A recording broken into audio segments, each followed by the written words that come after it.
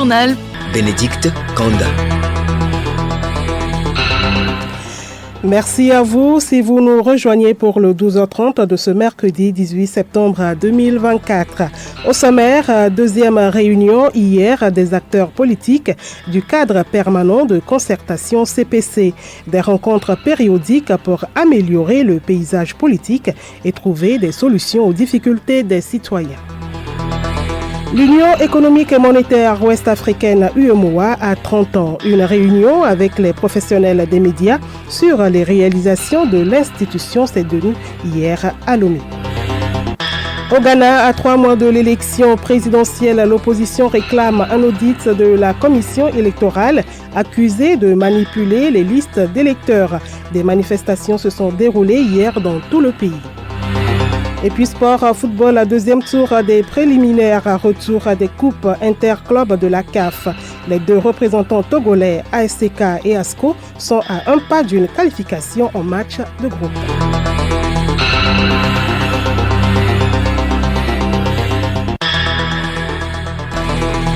Radiolomé.tg.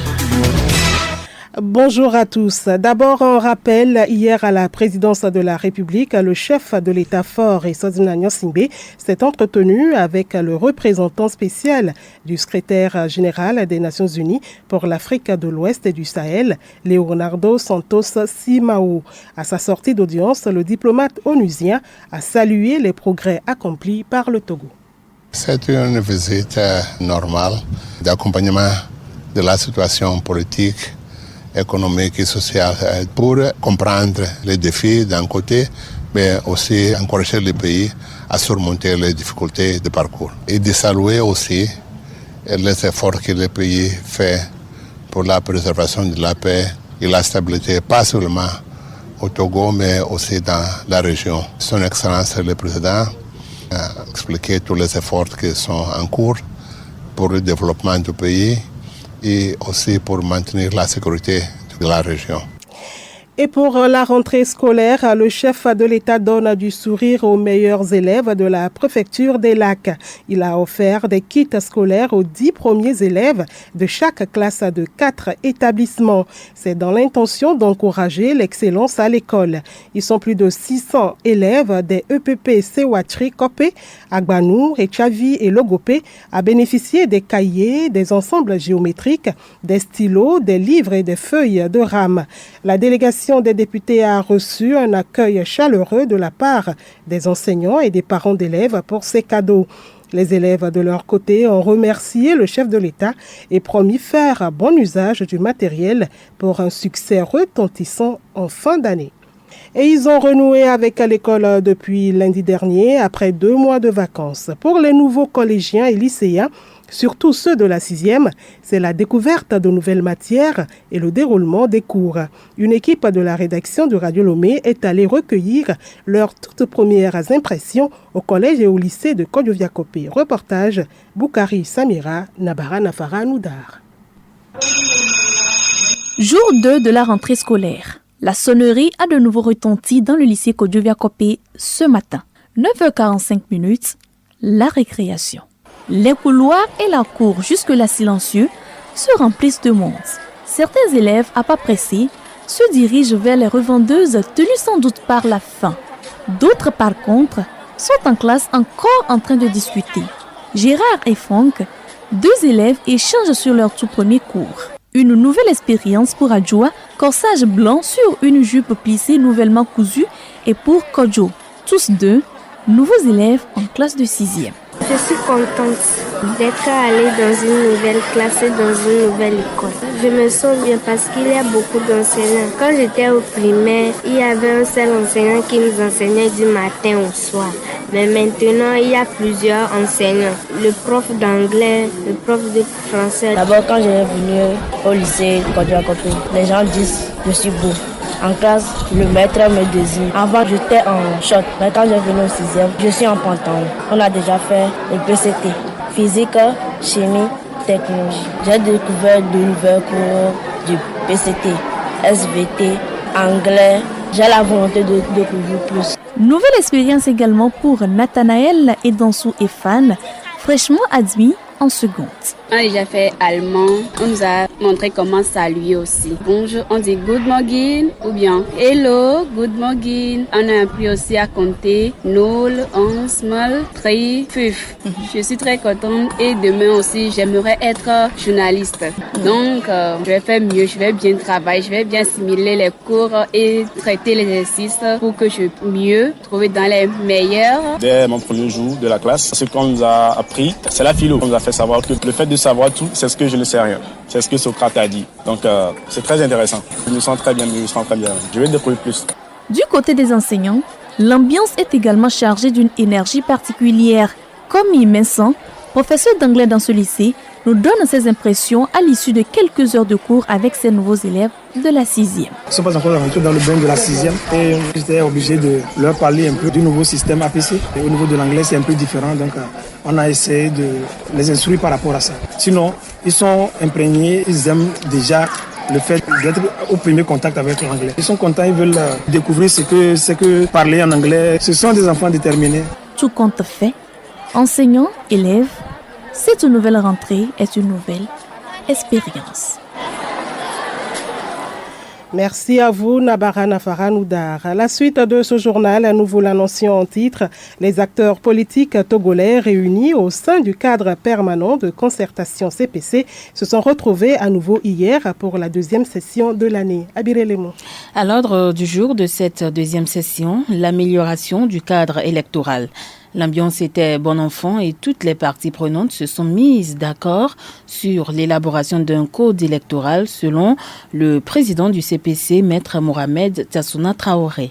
Il y a eu beaucoup de discussions, des propositions ont été faites pour le modifier en tenant compte des institutions nouvelles, la nouvelle constitution, en tenant compte des besoins nouveaux pour aller vers une élection beaucoup améliorée. Mais il est permis déjà aux partis qui sont représentés, lorsqu'ils veulent changer leurs représentants, de pouvoir le faire pendant cette période-là avant les prochaines élections sénatoriales. Les propositions concrètes, ce que nous avons dit, c'est qu'il faut améliorer le cadre électoral. Ça part de ce qui n'a pas marché lors des dernières élections dans le code et puis des besoins nouveaux pour tenir compte des exigences nouvelles telles que la clarification.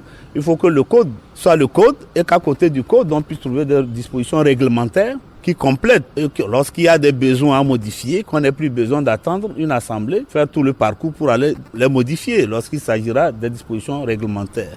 Un rappel, Bénédicte, ce cadre est institué pour permettre aux acteurs de la vie politique togolaise de réfléchir et d'apporter des approches concrètes pour une amélioration des conditions de vie des citoyens. Et justement, les discussions se poursuivent demain jeudi avec à l'ordre du jour la vie chère au Togo. Merci Abiré. Et l'amélioration des conditions de vie des populations tient également à cœur à l'Union économique et monétaire ouest-africaine UEMOA. L'institution célèbre ses 30 ans d'existence. Elle a initié une rencontre hier avec les professionnels des médias. Au centre des échanges, les réalisations de l'organisation dans les pays membres. Hortense Djoua. Améliorer les conditions de vie des populations, telle est l'une des priorités de l'UEMOA dans ses 8 États membres, dont le Togo. La rencontre de Lomé avec la presse a permis à l'Union de présenter les projets déjà réalisés dans ces pays. Aminata Lopaï, représentante résidente de l'UEMOA au Togo.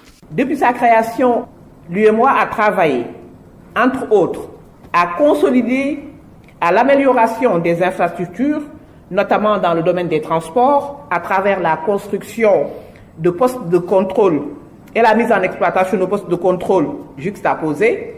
Nous en avons ici à Sanvikondi, frontière entre le Bénin et le Togo. Et ensuite, Saint-Cancé aussi, qui est le poste de contrôle entre le Togo et le Burkina Faso. En termes d'acquis, sur le Togo, cette année, à la dernière revue, nous avions 131 textes et 6 projets.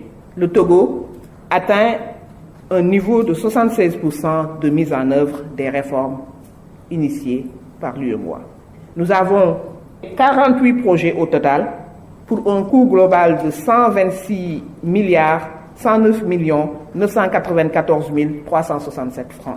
L'institution sous-régionale ne compte pas s'arrêter à ses réalisations. Elle a une perspective d'avenir pour renforcer l'intégration, notamment économique, dans les États membres. Aminata Lopaï. Les questions touchant l'emploi, jeunes, en tout cas, figure parmi les priorités de l'Union aujourd'hui, mais aussi la mise en place de ce fonds de stabilisation qui va permettre à nos économies de pouvoir être résilientes face aux crises exogènes. Créé le 10 janvier 1994 au Sénégal, l'UEMOA célèbre ses 30 ans d'existence sous le thème UEMOA 30 ans, une expérience d'intégration résiliente face aux chocs endogènes.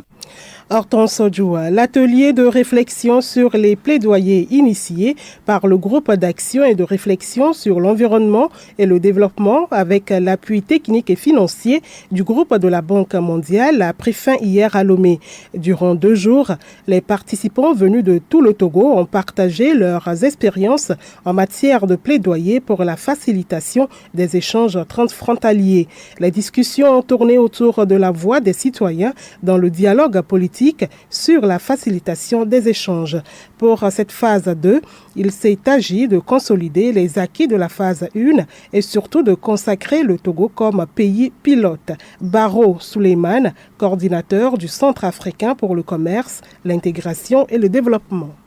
Nous avons dit facilitation des échanges. Quand on parle de facilitation des échanges, au cœur, c'est le commerce. Parce qu'il faut le dire, nous sommes tous dans une zone qu'on appelle la CEDEAO, la Communauté économique des États de l'Afrique de l'Ouest. Donc nos chefs d'État ont pris des engagements. Et parmi ces engagements, ils se sont dit comment est-ce qu'il faudrait faire pour assurer la libre circulation des personnes et des marchandises des citoyens de la communauté, comment faire pour renforcer ce sentiment de citoyenneté communautaire, ce sentiment d'appartenance à la citoyenneté communautaire, mais également comment faire pour assurer la libre circulation des personnes et des marchandises. Le Togo même a fait beaucoup d'efforts par rapport au Bénin. Bon, c'est vrai, on n'a pas été d'abord au Bénin pour essayer de voir, mais d'après les retours, parce qu'on a fait le suivi, le Togo est plus ou moins en avance. Mais il faut dire que les pays de la CEDEAO ont presque les mêmes problèmes. Les problèmes sont identiques parce que ils ont la même structure de leur économie. Ce qui est valable pour le Togo est également valable pour le Bénin. Donc moi je pense que en termes de défis, je pense que les défis sont presque similaires et semblables. Le journal Bénédicte Kanda. Actualité hors du Togo, présidentielle du 7 décembre prochain au Ghana. Des manifestations se sont déroulées dans tout le pays pour réclamer un audit de la commission électorale. Des cortèges ont répondu à l'appel du Congrès démocratique national, principal parti d'opposition qui accuse la commission électorale de manipuler des listes d'électeurs et exige un audit indépendant avant la tenue de l'élection. Une demande rejetée par la commission. Pourquoi la commission électorale a-t-elle peur d'un simple audit?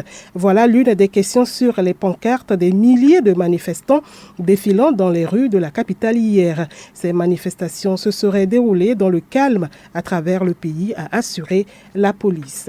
En Centrafrique, les victimes de crimes de guerre et crimes contre l'humanité commis en mai 2019 dans les villages de Kundjili et Limuna, au nord-ouest du pays, ont obtenu réparation. Le service d'aide aux victimes et la défense de la Cour pénale spéciale a remis aux familles une réparation financière et des kits de dignité aux femmes violées. L'ensemble des réparations financières accordées aux victimes s'élève à près de 19 millions de francs CFA. Ce fonds a été octroyé par le Bureau de la démocratie et des droits de l'homme du département d'État américain parce que les 3 acteurs de ces crimes ont été déclarés indigents. Et puis en Sierra Leone, une série d'effondrements des immeubles montre les failles du secteur de la construction dans le pays. Lundi dernier, un immeuble de 7 étages s'est effondré à Freetown. Au moins 8 personnes ont été tuées, dont 3 enfants. Déjà au mois d'août, la capitale a vu dans une même journée l'effondrement de 2 bâtiments survenus à quelques heures d'intervalle. L'année 2024 est devenue la plus meurtrière en ce qui concerne le nombre de victimes tuées dans les effondrements d'immeubles dans ce pays, selon l'Agence nationale de gestion des catastrophes. En page magazine de cette édition, Santé Plus nous parle de l'arthrose, une maladie qui affecte et déforme les articulations des mains, des genoux, des hanches et de la colonne vertébrale. Souvent sous-estimée, elle touche des millions de personnes à travers le monde. Nabara Nafaranoudar. L'arthrose se manifeste généralement chez les personnes de plus de 50 ans, mais peut aussi toucher les plus jeunes en cas de prédisposition génétique, de traumatisme ou d'obésité. Bien que considérée comme une maladie chronique non mortelle, elle a un impact sur la qualité de vie des patients. Les douleurs constantes et la perte de mobilité rendent les tâches quotidiennes de plus en plus difficiles, voire impossibles. Monter les escaliers, se lever d'une chaise ou simplement marcher peut devenir un véritable enfer. En plus des douleurs physiques, l'arthrose a également des répercussions psychologiques. L'incapacité à réaliser des activités simples conduit souvent à une perte d'autonomie et par conséquent à un sentiment d'isolement, de frustration et parfois de dépression. Beaucoup de personnes atteintes d'arthrose ne peuvent plus aussi travailler. La Journée mondiale de l'arthrose rappelle donc l'importance de la prévention. On peut cependant retarder l'apparition de la maladie et réduire ses effets. Un mode de vie actif est essentiel pour préserver la santé des articulations. Les exercices physiques réguliers, comme la marche ou la natation, permettent de garder les articulations souples et de renforcer les muscles. Il est aussi crucial de maintenir un poids sain, car l'obésité augmente la pression sur les articulations, surtout au niveau des genoux et des hanches. Une alimentation équilibrée riche en nutriments anti-inflammatoires comme les oméga 3 présents dans les poissons est également recommandée. Sport football, la Ligue européenne des champions, nouvelle formule est de retour depuis hier à mardi avec de belles performances des grosses écuries. Au Togo, le week-end prochain s'annonce décisif pour ASCO et ASEC engagés dans les coupes interclubs de la CAF. Azonko Senami. ASCO de Kara, battu à l'aller 1-0 par Djoliba à Bamako, a l'obligation de gagner avec la manière pour espérer disputer enfin les matchs de groupe de la Ligue africaine des champions. Pour ce faire, Klupo Koku, Abalo Deni ou encore Adam Moussa doivent réinventer une autre manière de jouer en étant précis et lucide face au but. Il va falloir aussi gérer les fins de match et compter sur l'apport indéfectible du public sportif avec forcément l'ambiance folklorique de la Cosa du début jusqu'à la fin, surtout que l'entrée est libre et gratuite. ASCO du Togo, Djoliba du Mali, rendez-vous ce dimanche au stade de Kégué à 16h GMT. ASEC de son côté n'a besoin que d'un match nul pour entrer historiquement en phase de groupe de la Coupe de la Confédération. Mais il va falloir se méfier de l'ogre ivoirien ASEC qui aura le soutien de son public. ASEC de la Côte d'Ivoire, ASEC du Togo, le match a lieu ce dimanche au stade Félix Houphouët-Boigny en Côte d'Ivoire. Du continent africain, mettons le cap sur l'Europe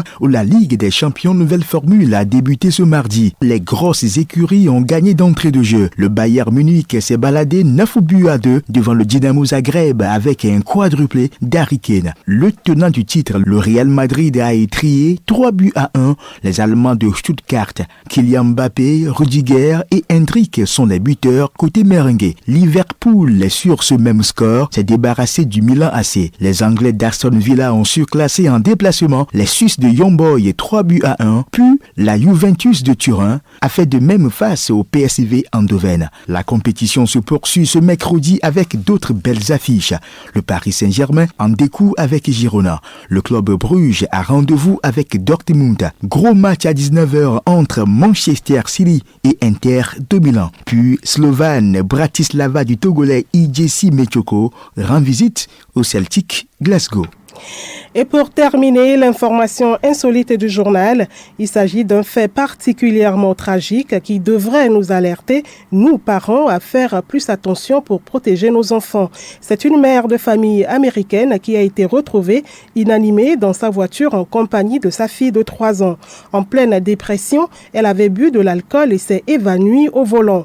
Malheureusement, alors que la température atteignait les 34 degrés, la fillette n'a pas survécu. La mère a été inculpée pour homicide involontaire et négligence envers son enfant. Elle risque jusqu'à 12 ans de prison.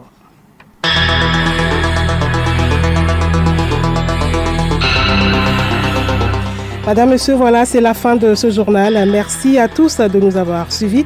Il a été question de la deuxième réunion hier des acteurs politiques du cadre permanent de concertation CPC, des rencontres périodiques pour améliorer le paysage politique et trouver des solutions aux difficultés des citoyens.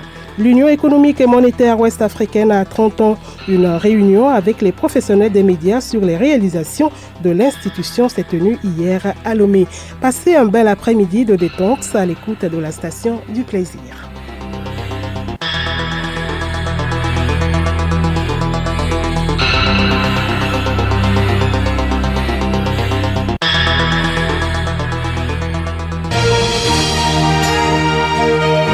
Radio Lomé, boîte postale 434, email radiolomé@radiolomé.tg. Radiolomé.tg